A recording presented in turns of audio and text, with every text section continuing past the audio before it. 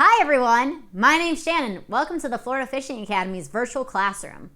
If you tuned in last week, you probably learned about the tackle box, you learned about creating your own creature, and you learned a little bit about your environment.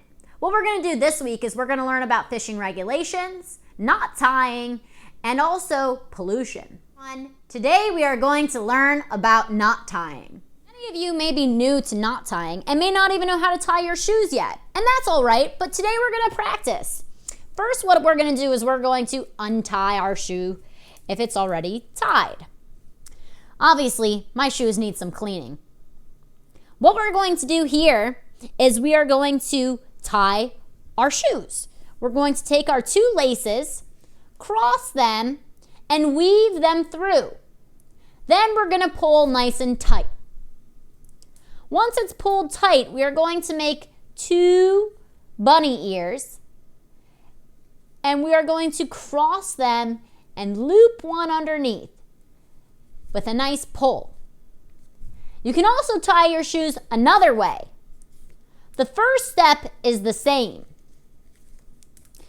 You're going to take your laces, tie them, and then you're going to have one bunny ear. That bunny ear is going to be wrapped around, and we're going to pull the second ear through. Just like that. Pause your video and give it a try. Now that you learned about all the tools in the tackle box, we're going to learn our first fishing skill. This skill is knot tying. Tying your fishing knot and being able to attach your hook onto your fishing rod is a very important skill to learn. What we're going to do today is I want you to find a few things in your home. Try to find a shoelace. Maybe you have a spare shoelace or you have an old pair of shoes that you can take the laces off of. If you don't have a shoelace, you can also use a different type of string or rope. I also want you to find something that can act as your fishing hook. You could either use a key ring or a chip clip. I'm going to be using this fish. All right, so now what I want you to do is take whatever you've chosen as your hook and your shoelace or whatever string you have, and I want you to take your string and loop it through the hole. If you're using a chip clip, you could use the hole up top or one of these other holes, and if you're using a key ring, use this large hole. What you're going to do is you're going to take your hook and you're going to put your shoelace or your fishing line through the little hole of your hook. That's our eye hole, if you remember. Then what we're going to do is we're going to pull that string through just a little bit so that one string is still shorter than the other. Then what you're going to do is you're going to take your short string here and you're going to wrap it around your long string about 3 to 5 times or so. But not too tight, because you want to make sure that you leave a little tail here on the end.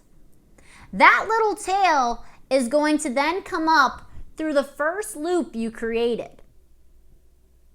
You'll slip that tail through this loop, and then you're going to hold your tail and your hook together. Once you've done that, you're just going to give a nice tug on your fishing line, and you'll have your clinch knot. Let me show you that another way. The next way you can do this is by keeping your tail and pinching your two strings together. You can then twist your hook, again 3 to 5 times, leaving a little tail here on the end. That little tail is then going to come up through this loop, and you're then going to, again, tug on your knot until it's secure.